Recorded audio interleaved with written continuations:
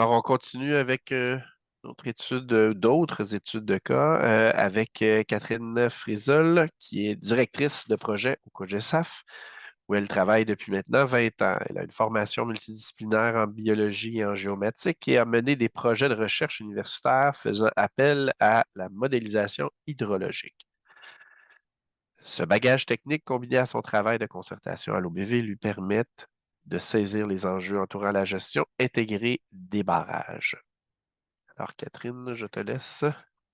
Oui, fait que vous voyez bien mon écran? Oui, c'est super, c'est C'est super, partagé. parfait. Merci beaucoup. Moi, je suis très contente de présenter aujourd'hui. J'aime beaucoup le titre qui a été donné au webinaire, là, de naviguer dans les eaux de la gestion des barrages. Ce n'est pas nécessairement des eaux troubles, mais ça pose quand même plusieurs défis. Pour faire un petit portrait du territoire sur lequel je travaille, dans le fond, le bassin versant de la rivière Saint-François, nous, au niveau de la superficie de notre zone de gestion, c'est à peu près 8 900 km². On a une portion qui est aux États-Unis. On se situe là, dans le territoire de l'Estrie, Chaudière-Appalaches et Centre du Québec, pour les gens qui connaissent peut-être un peu moins là, notre territoire spécifiquement. On a environ 375 barrages de 1 mètre et plus, dont 81 qui sont de forte contenance. Donc, c'est une réalité qu'on a chez nous d'avoir plusieurs barrages.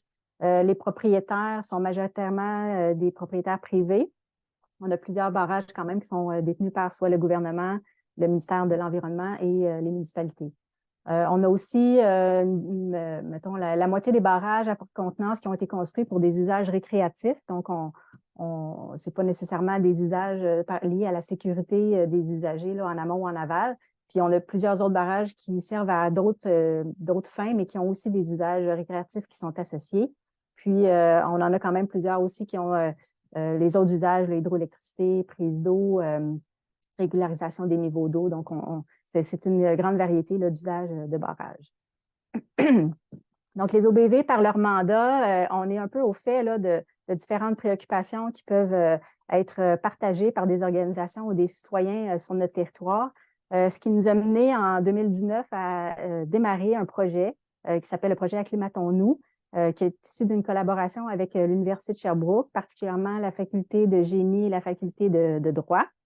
En gros, là, on souhaitait vraiment permettre aux gestionnaires de barrages de s'assurer à travers ce projet-là de comprendre un peu comment ils peuvent s'adapter au changement climatique. Donc, on a des éléments de co-construction avec les parties prenantes d'un plan de gestion du barrage qui va être adapté au changement climatique, mais aussi d'intégrer les préoccupations des communautés locales. Mais on souhaitait aussi que les communautés locales puissent comprendre les limites que le gestionnaire de barrage peut faire en fait pour s'adapter au changement climatique ou adapter l'environnement aussi aux impacts des changements climatiques. Donc, on voulait aussi qu'il y ait un plan de gestion des risques résiduels, les risques climatiques résiduels qui ne peuvent pas être pris en compte par la gestion des niveaux d'eau. Fournir aussi des informations aux différentes communautés locales là, par rapport à la gestion, l'adaptation au changement climatique. Donc, ça a été mentionné là, dans une des présentations.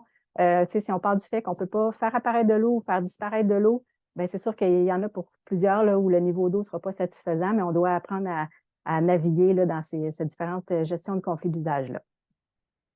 Donc, je me permets peut-être de faire un petit point sur les organismes qui ont collaboré au projet. Donc, j'ai mentionné l'Université de Sherbrooke, il y a aussi l'Université du Québec à Rimouski et l'Université Laval qui ont contribué au projet. Ça a été financé en partie par Ouranos et aussi par la Fédération canadienne des municipalités. Puis, on a eu une collaboration, une contribution financière aussi là, de 3 des municipalités qui sont sur notre territoire, Adstock, Coleraine et puis la régie intermunicipale du lac Massaweppi. Et il y a aussi des financements fédéraux là, qui ont été rendus disponibles et puis aussi du financement de mi-taxe pour la présence de stagiaires. Donc, les 3 cas d'études que nous, on a regardés spécifiquement là, dans ce projet-là, Acclimatons-nous, il y a le barrage de l'Alard, il y a le barrage de North-Ackley et puis le barrage du lac Montjoie. Donc, ce qui est important de retenir dans cette diapo-là, c'est de vous rendre compte, en fait, que les réservoirs qui sont associés à ces barrages-là, à ces 3 différents barrages-là, puis le bassin versant qui est en amont, sont vraiment de tailles très différentes. Donc, on a un très petit plan d'eau, un plan d'eau que nous, on considère moyen, qui est le lac Massaweppi, et puis le Grand Lac Saint-François avec un bassin versant là, de 1200 km². Et ce qui est intéressant aussi, pourquoi on a choisi ces 3 plans d'eau-là, c'est que le type de gestionnaire est différent. Donc, on a un gestionnaire qui est le gouvernement au barrage de Lalare. On a aussi un gestionnaire municipal. En fait, c'est une régie de 5 municipalités riveraines autour du barrage de North Atlee qui ne sont pas nécessairement dans la même MRC. Donc, ça posait quand même des défis intéressants. Et puis, le barrage Lac-Montjoie, lui, est géré par l'Association riveraine, donc c'est un gestionnaire associatif. Pardon. Comme M. Godin l'a présenté tout à l'heure, c'est vrai qu'il y a plusieurs contraintes qui peuvent être identifiées, puis il y a plusieurs moyens de collecter les informations pour être capable de faire une gestion fine d'un barrage. Mais en réalité, c'est jamais simple. Là. Ça a été mentionné aussi dans les questions que comment on fait pour prioriser les éléments qui devraient nous guider dans la gestion des niveaux d'eau. Donc, il y a assurément des conflits d'usage. Donc, ce qui est proposé dans ce projet-là, c'est d'arriver à proposer un modèle de gouvernance qui est basé plus sur la gouvernance normative. Là, c'est sûr que c'est pas mon champ d'intérêt, pas d'intérêt, mais d'expertise. J'ai un intérêt pour ça. Donc, c'est les gens de la faculté de droit là, qui nous ont guidés dans cette partie-là du projet. Donc, la gouvernance normative, là, ce qu'on peut voir, c'est que c'est basé plus sur un modèle qui met sur un partenariat social qui implique les communautés locales, les décideurs aussi, les privés, les experts, pour mettre en place une solution qui va être globale puis opérationnelle. Puis on voit que ça peut se traduire dans différents types de normes. Donc, on peut avoir des normes morales, par exemple, ou des normes sociales, des normes qui vont être négociées entre les parties prenantes, des normes autorégulées ou encore des normes étatiques. Donc là, je ne serais pas capable de répondre à des questions spécifiques là-dessus, mais sachez que dans le rapport, là, je vous ai mis des liens à la fin de la présentation, il y a plus de détails sur ce type de gouvernance normative. Mais ça s'est traduit dans notre projet à 5 grandes étapes. Donc, la première étape, ça a été la mobilisation des ressources. Ensuite de ça, on a ciblé là, une étape importante de partage de l'information, une étape de co-construction d'une solution, la mise en place d'un comité de suivi, puis la 5e étape qui n'est pas encore effectuée, là, ça serait une révision de tous ces processus-là aux 5 ans. Donc, ce que je vais faire dans le reste de la présentation, c'est que je vais faire un bref survol de la méthodologie et des résultats, puis je vous partage quelques défis, opportunités là, à chacune de ces grandes étapes-là. Donc, au niveau de la mobilisation des ressources, là, vous voyez que il y a beaucoup de schémas, de graphiques qui ont été mis en place.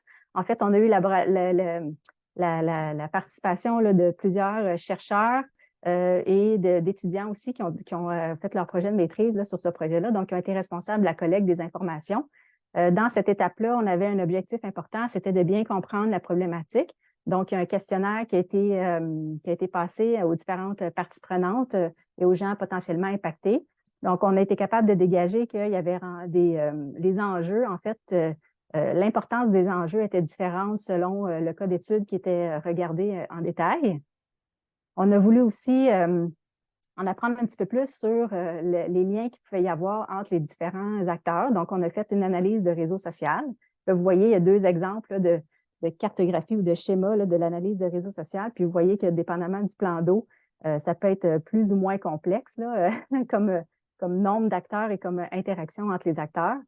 Puis, on a voulu aussi là, identifier les différents enjeux puis contraintes légales qui étaient associées là, à la gestion de ces barrages-là en particulier.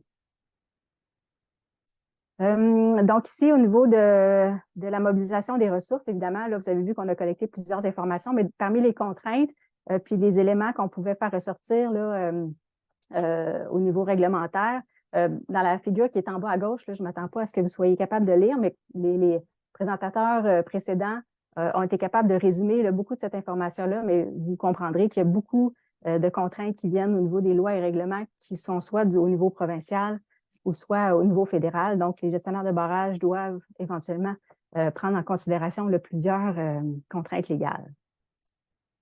Ensuite de ça, dans notre analyse, ce qui est ressorti, c'est que pour les différents gestionnaires de barrages, ce qui était considéré dans les plans de gestion de retenue des eaux n'était pas nécessairement toujours en adéquation peut-être avec ce qui serait souhaité, pas nécessairement qu'ils ne rencontrent pas les objectifs légaux là, de ce type de document-là, mais par exemple, il n'y avait pas nécessairement de mention des changements climatiques dans les différents plans de gestion, ce qui apparaissait quand même un élément qui était vraiment important.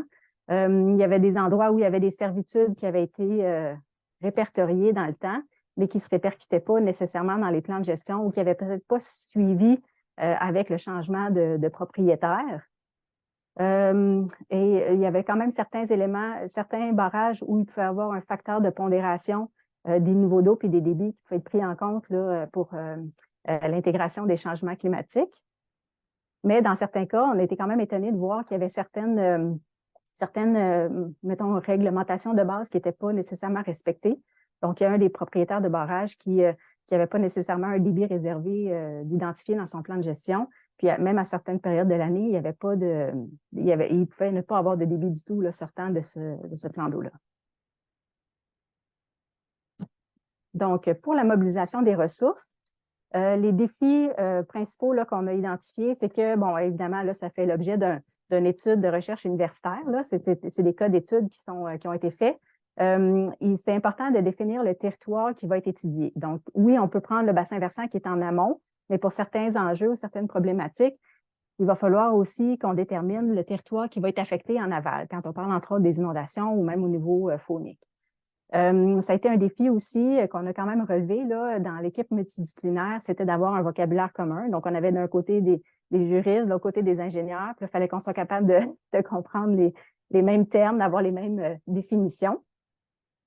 Puis ça a été quand même un défi aussi là, de minimiser les perceptions, même au sein de l'équipe de recherche. Donc, on a tous des a priori, on n'est jamais complètement neutre là, quand on arrive dans un projet comme ça.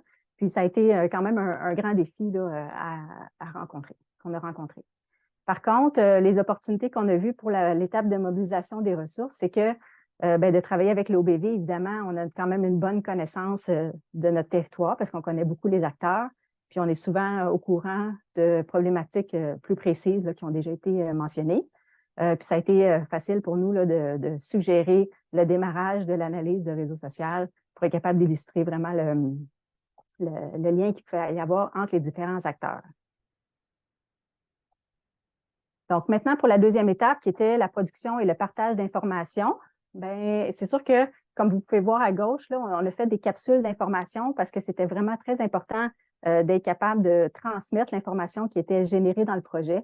Donc, sur le site Internet du projet, on a fait une série d'une vingtaine là, de capsules d'informations qui traitaient soit des sujets généraux ou encore des sujets qui étaient spécifiques à un des cas d'études. Donc, ces capsules-là permettaient de transmettre de l'information avant même que les gens puissent participer à nos premières rencontres. Idéalement, on voulait que les gens puissent consulter ces informations-là aussi avant la première rencontre d'information. On s'est servi aussi de la rencontre d'information pour mettre à jour la cartographie qu'on avait faite pour être certain là, que ça représentait bien les problématiques que les gens connaissaient sur le territoire. Puis ce qu'on a fait aussi pour être capable d'aller un petit peu plus loin dans notre compréhension de la gestion des niveaux d'eau, c'est qu'il y a des analyses hydrologiques qui ont été faites, puis il y a des modèles de gestion de niveaux d'eau qui ont été mis en place pour 2 des 3 cas d'études, entre autres. Puis on a analysé ces données-là en climat de référence, soit de 1980 à 2010, puis aussi en climat à des horizons futurs. Donc, on a choisi 2 horizons dans le futur.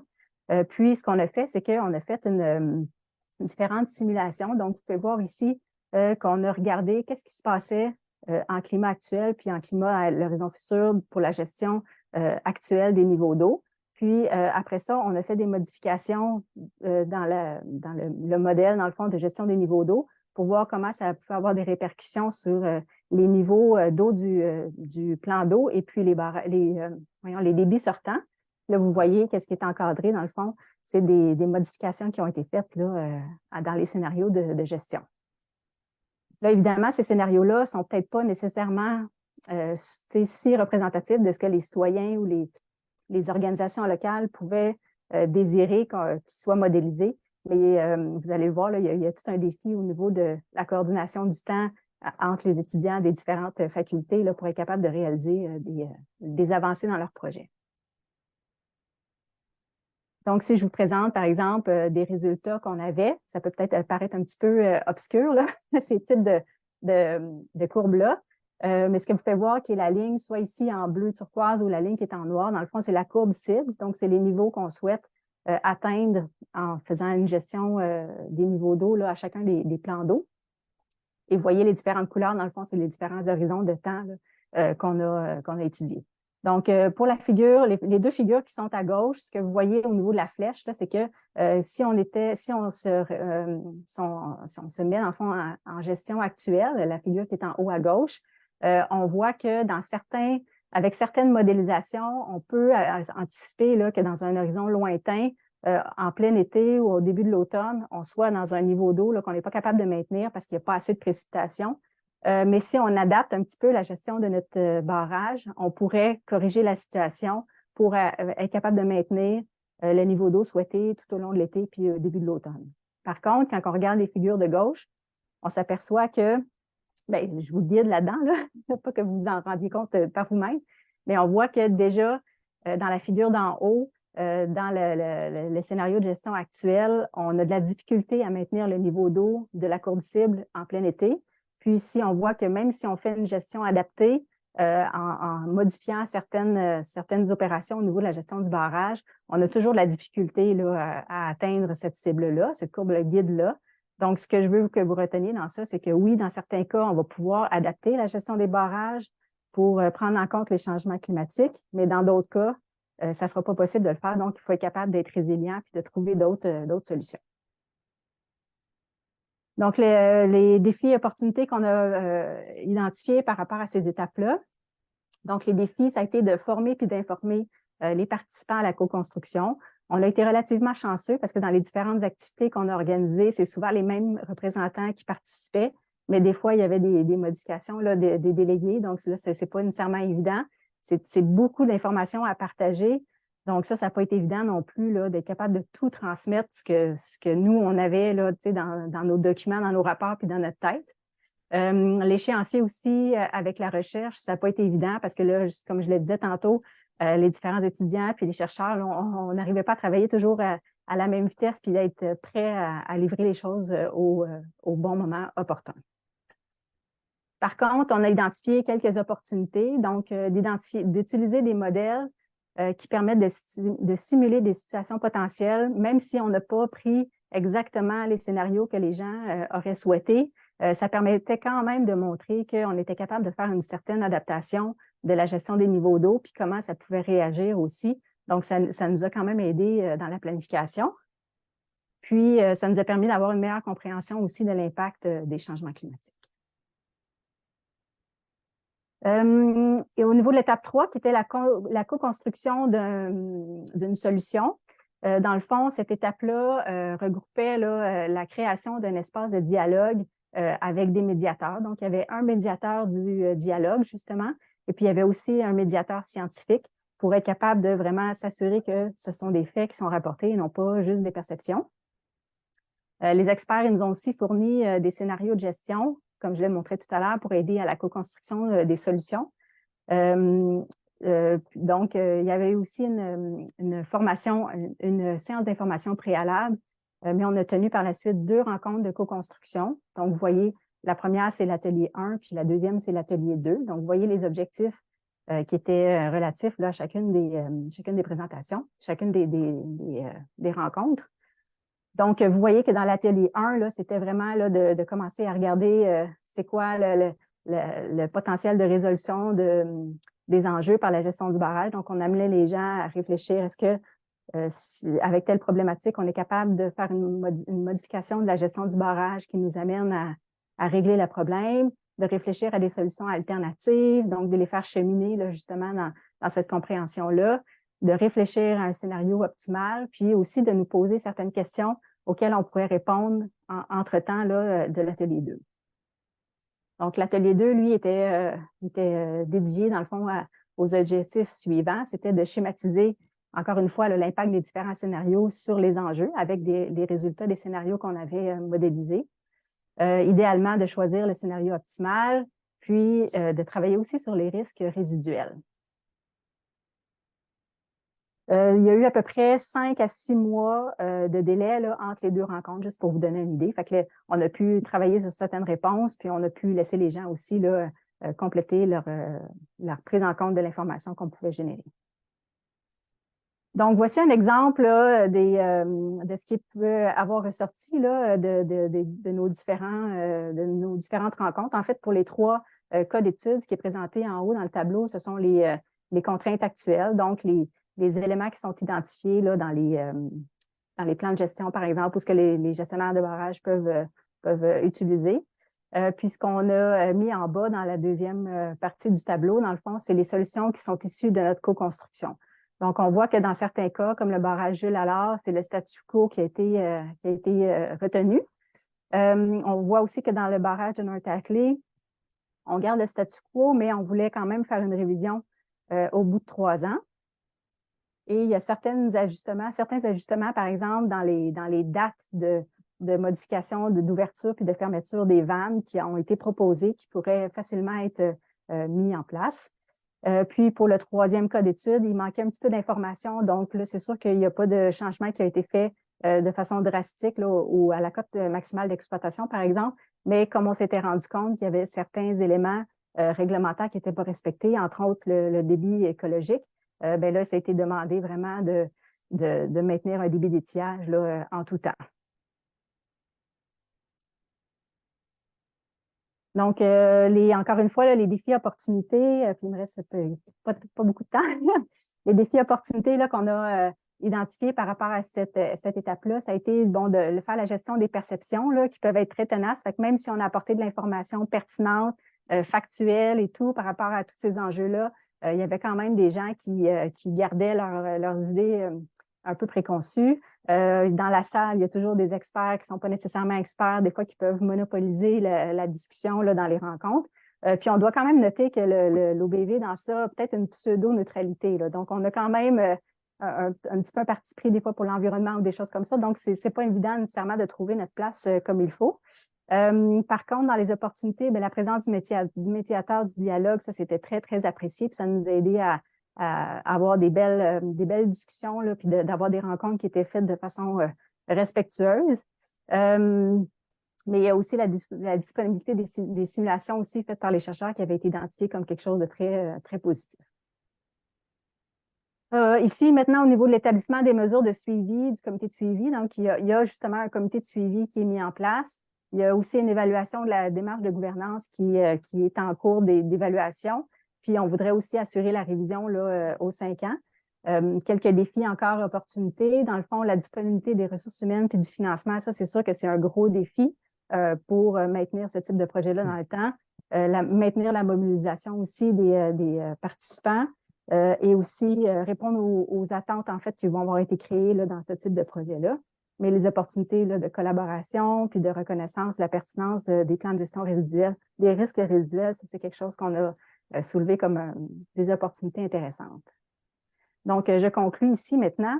C'est sûr que il y a quelques constats qui sont sortis, puis de façon intéressante, là, on a fait des présentations au rendez-vous des organismes de bassin versant, justement avec Abrinard puis RPNS, puis on se rendait compte qu'on avait des constats quand même similaires. Donc, les OBV sont perçus comme des acteurs importants pour cette co-construction-là. On pourrait avoir bénéficié d'un appui. C'est certain qu'il manque de financement pour les OBV, mais aussi pour les gestionnaires de barrages qui pourraient aussi être mieux accompagnés, pour être mieux outillés là, pour faire la gestion des barrages qu'ils ont. Puis on considère aussi que l'État doit rendre public les plans de gestion des barrages parce que dans notre cas, en tout cas, ça n'a pas été vraiment facile d'avoir accès à ces documents-là. Puis aussi, on considère qu'il faudrait vraiment favoriser l'intégration des changements climatiques, là, puis la prise en compte des préoccupations locales dans la gestion des barrages. Puis en terminant, je dirais qu'avec les OBV, on a vraiment un avantage d'être structuré en réseau. Puis le COGESAF, on va vraiment poursuivre la collaboration qu'on a commencé à établir avec Abrinard puis l'OBV Rouge Petite Nation Saumon là, pour ces dossiers-là.